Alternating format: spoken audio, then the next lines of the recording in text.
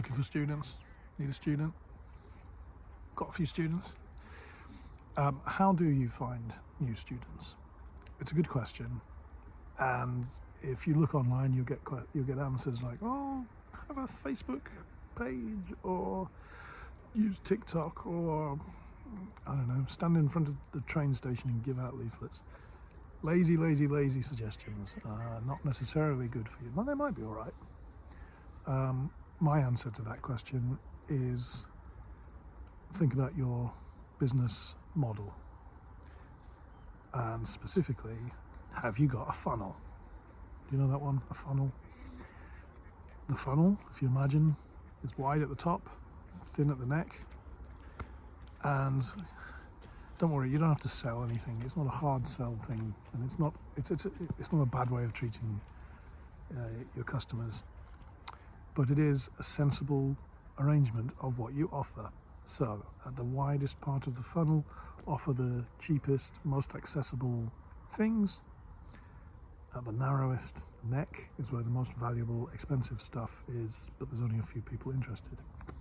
Okay, that's the theory. What does it mean? Okay, for us, we started a playgroup, and it was a free first day at the playgroup. So anybody could come in and do the playgroup if they've got like a 3-year-old kid, right? Free, doesn't cost anything. They'd be like amazed. What? I think when we first started, we were doing like 90 minutes for free. Like, bloody hell. But it was, it got people in the door, got people to hear about us. And that's the purpose of the open bit of the funnel. You're not really making any money off those 3-year-olds, nor should you.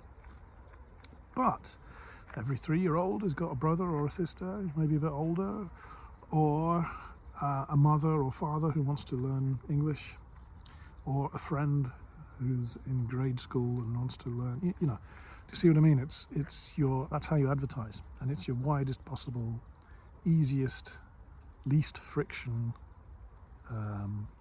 offering. Okay, so people join you, and it's great. And we did charge 500 yen once they come the second time, so it covered costs, but it didn't make a lot of money. However, it got our name known, and we were the guys that did that super cheap, fun playgroup. From that,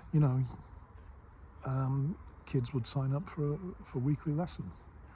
Some would stay for many years. We still have some from the playgroup that we started 20 years ago. So I've got like university students who I used to jump around with when they were 2 years old. Now they can teach me a few things about jumping around. Anyway, so it's all because of the business model. Now that's using kids. It could be business people. Maybe you have a free seminar that you can offer to people that will get people in the door. Or I'm thinking about expanding the number of adult students I have. We've got lots of kids, but so I'm thinking about having like a Daddy's Day, like maybe on a Thursday, sort of like bring your own bottle and have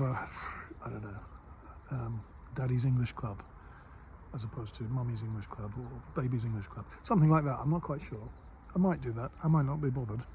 We've got enough students really, but it would be nice to round up and attract a few more adults.